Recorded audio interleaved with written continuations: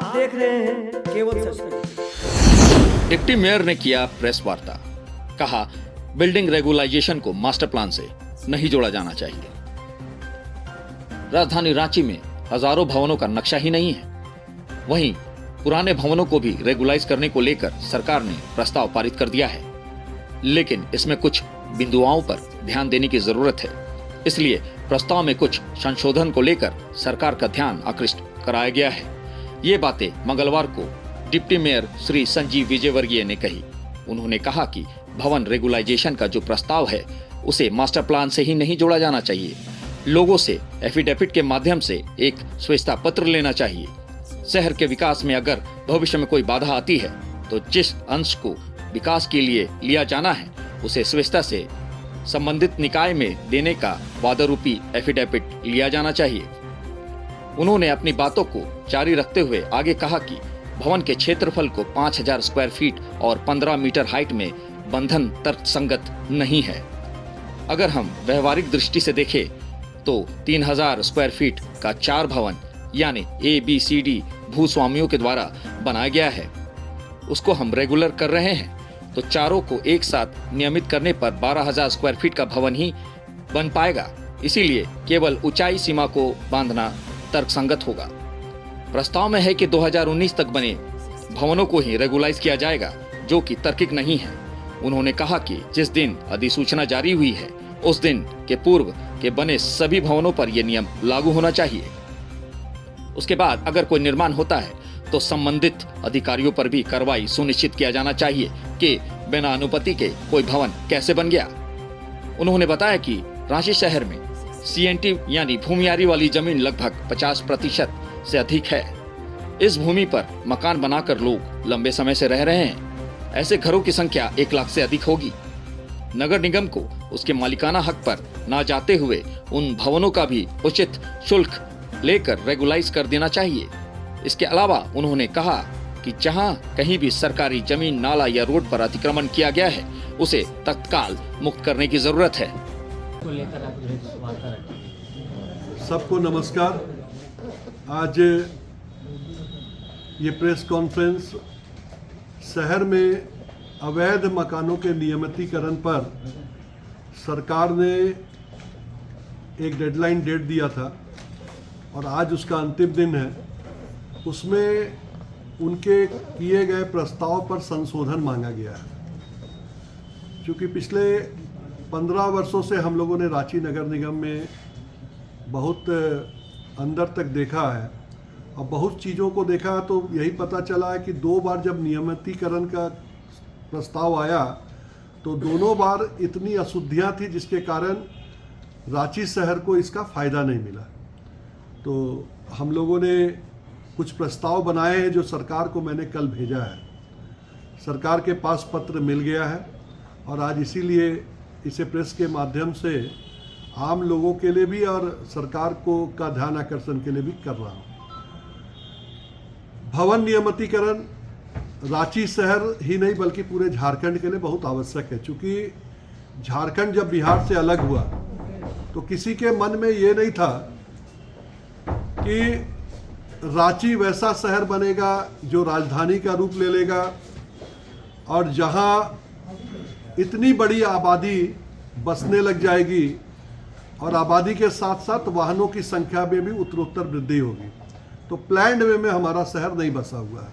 लोग जहां पाए, जहां देखे वहां घर बनाए और जब से झारखंड अलग हुआ तब से तो और ज़्यादा इसकी वृद्धि हुई और हम देखते हैं कि कई एक ऐसे मोहल्ले हैं जहां आधा 1 कट्ठा की ज़मीन लेके लोग रांची में अपने बसेरा को बनाने का काम किए हैं।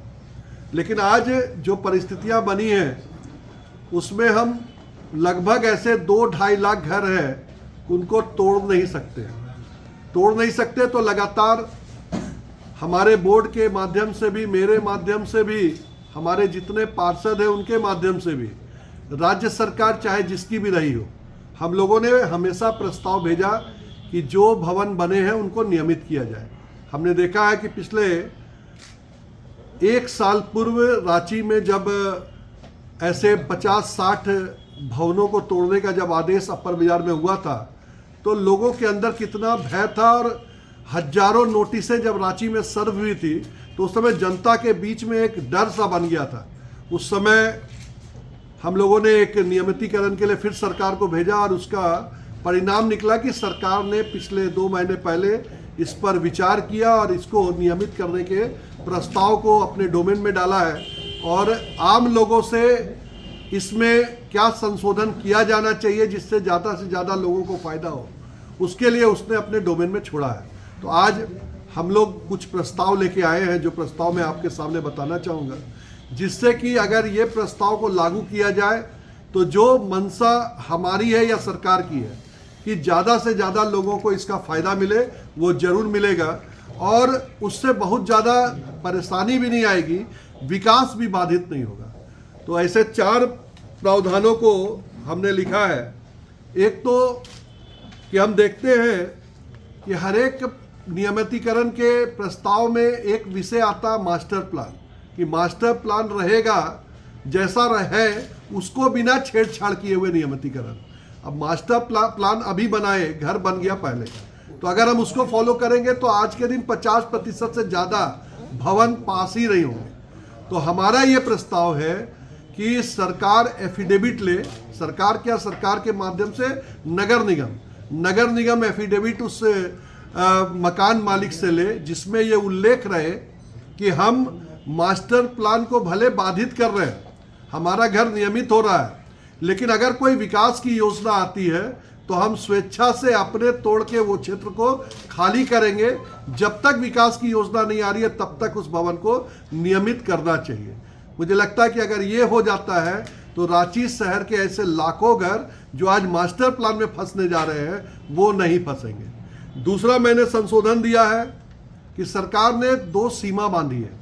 एक 5000 स्क्वायर फीट तक के भूखंड पे बने हुए मकानों को और 15 मीटर हाइट वाले मकानों को ही सरकार इसको नियमित करने की योजना बना रही है। तो उसमें भी एक संशोधन है कि ऊंचाई को आप रख सकते हैं, लेकिन क्षेत्रफल 5000 हो या 15000 हो उसको नहीं बांधना चाहिए। इसलिए कि अगर 3000 स्क्वायर फीट के 4-5 मकान एक साथ बने हुए हैं तो हम 15000 स्क्वायर फीट एक साथ नियमित कर दे रहे हैं, लेकिन एक अगर भूखंड उस तरह का बना हुआ तो नहीं कर पा रहे हैं। तो मुझे लगता है कहीं ना कहीं व्यवहारिक दृष्टिकोण से ये प्रैक्टिकल नहीं है।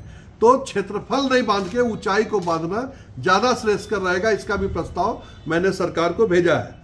साथ ही साथ सरकार ने लिखा है कि 2019 से पूर्व के बने हुए मकानों पर ही एक संशोधन लागू होगा। मुझे लगता है कि जब कोई कानून बनता है तो कानून का तिथि उसमें दर्ज रहता है, उस तिथि के पूर्व के बने हुए सभी मकानों को नियमित करने का ये प्रस्ताव आना चाहिए, ना कि उसको 2019 की सीमा में बांधना चाहिए। साथ ही साथ उसके साथ एक लाइन और जोड़ना चाहिए कि जो अधिकारी आज के दिन टाउन प्लानिंग में काम कर रहे हैं, हमारे टाउन प्लानर वार्ड में सुनिश्चित रहते हैं, उनके नीचे जूनियर इंजीनियर अलग अलग वार्डों में सुनिश्चित रहते हैं। तो आज अगर हम नियमित करें तो कल के बाद कोई अनियमित मकान फिर नहीं बने, उसको सुनिश्चित करने के लिए भी एक प्रावधान सरकारी अधिकारियों के लिए बनाना चाहिए कि अगर उसके बाद बनता है तो संबंधित अधिकारी पर भी कोई कार्रवाई होनी चाहिए। नहीं तो फिर जनता जब घर बनाती है, अगर कोई अधिकारी उसको मना नहीं करता है, बन जाता है, तो फिर ये नियमितकरण का एक प्रस्ताव लाना पड़ता है। तो मुझे लगता है कि उस पर भी एक अंकुश लगना चाहिए और इसके प्रस्ताव में उस प्रस्ताव को भी जोड़ना चाहिए।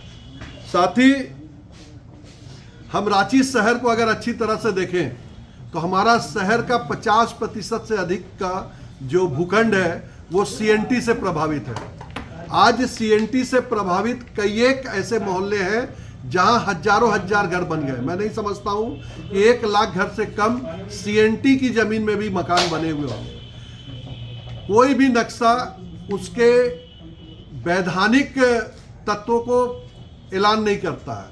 मैं नहीं समझता हूं कि अगर सीएनटी में कोई जमीन घर बन गया है तो उससे अगर हम उसे पास कर देंगे तो उसका वैधानिक उसको लाभ मिल जाएगा। तो उसमें एक क्लॉज देते हुए कि नक्शा स्वीकृति उसके मालिकाना हक को नहीं दर्शाता है, उन भवनों को भी नियमित करने का एक प्रस्ताव सरकार के माध्यम से आना चाहिए, जिससे कि लाखों घर जो ऐसे जमीन पे बने हैं वो भी नियमित अच्छे ढंग से हो जाए और हम जो फुल प्रूफ प्रोग्राम लाना चाहते हैं वो फुली सब लोगों के लिए फायदेमंद हो। तो मुझे लगता है कि इस तरह का संशोधन भी सरकार को करना चाहिए। प्लस इन 4 प्रस्ताव के बाद मैंने सरकार को लिखा है कि अतिक्रमण, नदी, नाले, ऐसे जगह जो भी बने हुए हैं जो सरकारी भूमि पे हैं उनका तुरंत अतिक्रमण से हटाना चाहिए, क्योंकि अतिक्रमण अगर होगा तो हम शहर को व्यवस्थित नहीं कर पाएंगे, व्यवस्थित भी नहीं कर पाएंगे और ट्रैफिक मूवमेंट भी सही नहीं कर पाएंगे। तो अतिक्रमण हटाने के लिए भी उसी बाइलॉज में एक प्रावधान बना के और उसको तत्काल पूरे शहर से नदी नालों को बिल्कुल साफ करना चाहिए। अगर नहीं होता तो रांची नगर निगम हमेशा नालियों की समस्या से जूझता रहता है, लोग परेशान रहते हैं, बारिश आती है, सड़कों पे पानी भर जाता है और कहीं ना कहीं आम लोगों के लिए ये परेशानी का सबब होता है। तो ये भी एक प्रस्ताव उसमें जोड़ के उस पर कार्रवाई करने की आवश्यकता है। तो आज मुख्यतः यही इन बिंदुओं पर मैंने प्रेस कॉन्फ्रेंस करने का निर्णय लिया था, जिससे कि सरकार के पास इन विषयों को हार्ड कॉपी के माध्यम से तो मैंने भेज दिया, लेकिन आज आप लोगों के माध्यम से भी जाने से कहीं ना कहीं आम लोगों को इसका फायदा मिलेगा। बहुत बहुत धन्यवाद। अगर आपके बीच में कोई प्रश्न हो तो उसका भी जवाब हम दे सकते हैं।